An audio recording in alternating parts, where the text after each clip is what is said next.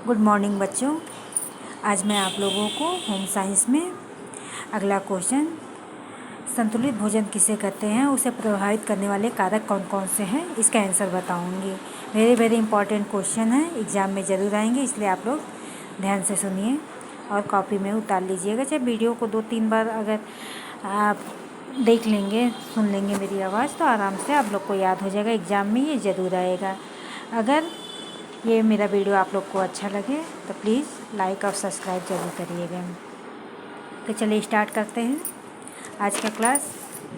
संतुलित भोजन किसे कहते हैं, संतुलित भोजन को प्रभावित करने वाले कारक कौन कौन से होते हैं, उसका वर्णन करना होता है। ठीक है, तो संतुलित भोजन वह भोजन होता है जिसमें सारे खाद्य पदार्थ सम्मिलित होते हैं, उसमें सारे पौष्टिक तत्व रहते हैं, जिसमें सारे स्वास्थ्य, जीवन शक्ति और तंदुरुस्ती के लिए, आरोग्यता बनाने रखने के लिए उसमें सारे पौष्टिक तत्व शामिल रहते हैं। वही हमारा क्या कहलाता है, संतुलित भोजन कहलाता है।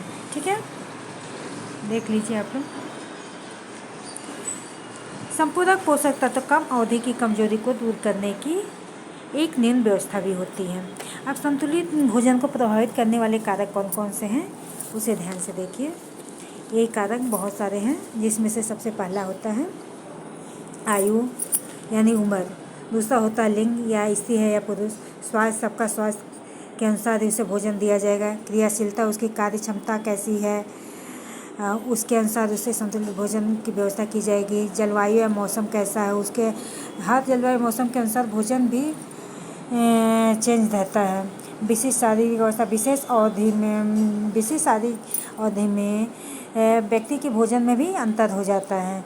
ठीक है, तो इस बात को ध्यान रखिएगा आप लोग। यही संतुलित भोजन को प्रभावित करने वाले कारक हैं। क्या क्या है, आयु, लिंग, स्वास्थ्य, क्रियाशीलता, जलवायु, मौसम, विशिष्ट शारीरिक अवस्था।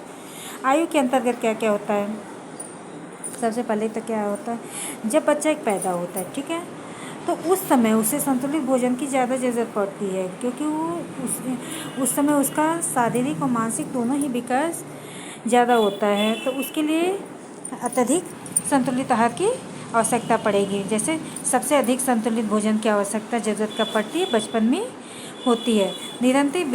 निरंतर जो होता है वृद्धिशील अवस्था में पोषण की मांग ज़्यादा होती है।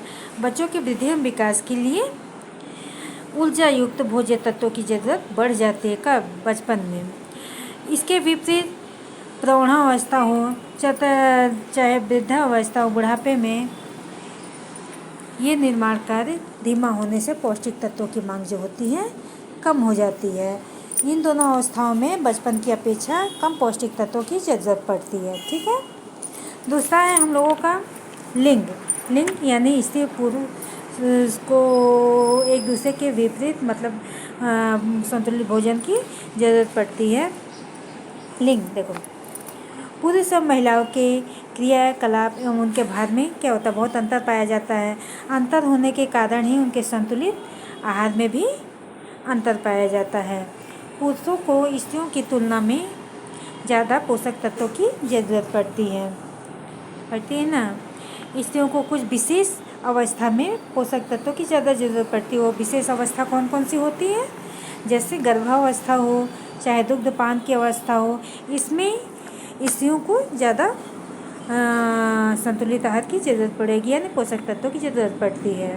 ठीक है, तो ये लिंग के अंतर्गत ये दोनों आ जाते हैं। ठीक है, अगला है हम लोगों का स्वास्थ्य। हम लोग का स्वास्थ्य कैसा, उसके अनुसार ही हम लोगों को संतुलित भोजन करना चाहिए। व्यक्ति का स्वास्थ्य भी संतुलित आहार को प्रभावित करता है। एक अस्वस्थ व्यक्ति को संतुलित आहार ज़्यादा प्रभावित करेगा।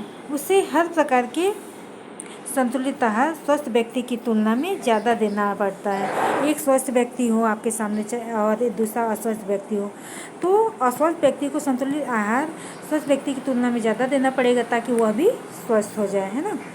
अगला है हम लोगों का क्रियाशीलता। लोगों के कार्य प्रणाली में भी अंतर होता है। औरतों के कार्य अलग होते हैं और आदमियों के कार्य अलग होते हैं, उसी के अनुसार उनके लिए संतुलित भोजन की ज़रूरत पड़ेगी।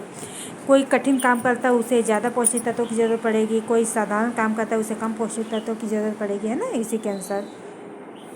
ये भी संतुलित आहार को प्रभावित करते हैं। क्रियाशीलता यानी कठोर शारीरिक कार्य करने वाले व्यक्ति के शरीर में प्रति घंटा 150 से 300 कैलोरी ऊर्जा व्यय होती है। जो कठोर काम करते हैं 150 से 300 तक की कैलोरी ऊर्जा उसकी व्यय होती है, जबकि मध्यम काम करने वाले व्यक्ति के शरीर की प्रति घंटा जो कैलोरी ऊर्जा खत्म होती है कितनी 75 से 100 कैलोरी ऊर्जा व्यय होती है।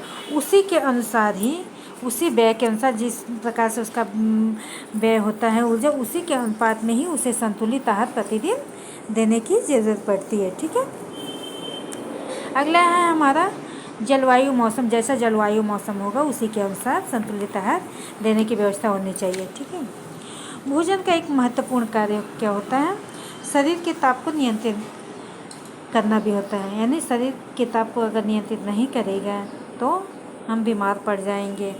ठीक, अतः ठंडे प्रदेशों में क्या होता है, ठंडे प्रदेशों में आपको नियंत्रित करने के लिए आपको ज़्यादा ऊर्जायुक्त भोजन की आवश्यकता पड़ेगी, जबकि इसके विपरीत जो गर्म प्रदेश होते हैं, जबकि गर्म प्रदेशों में ठंडी की तुलनात्मक में कम ऊर्जा वाले पौष्टिक तत्वों की ज़रूरत पड़ती है। ठीक है, अगला है हम लोगों का विशिष्ट शारीरिक अवस्था। हमारी शारीरिक अवस्था जैसी होगी वैसे ही हमें संतुलित भोजन की भी ज़रूरत पड़ेगी। जैसे कोई भी व्यक्ति रोगी स्थिति में हो, ठीक है, चाहे रोग के बाद वाली स्थिति, शल्य चिकित्सा के बाद हो, चाहे गर्भावस्था हो, चाहे वह स्तनपान कराने की अवस्था हो, संतुलित भोजन का स्वरूप जो है सामान्य से एकदम भिन्न हो जाता है ऐसी स्थिति में, क्योंकि इन अवस्थाओं में शरीर की पोषण संबंधी मांग बदल जाती है। गर्भावस्था में, भ्रूण निर्माण की अवस्था में, इन सारे तथा स्तनपान कराने की अवस्था में, दुग्ध निर्माण चक्र हो, ये सब के लिए अधिक पोषक तत्वों की आवश्यकता पड़ती है। ये सारे पोषक तत्व जो हैं हमारे संतुलित आहार को प्रभावित करते हैं। इसी के साथ आज का ये क्लास समाप्त होता है। जय हिंद, जय भारत।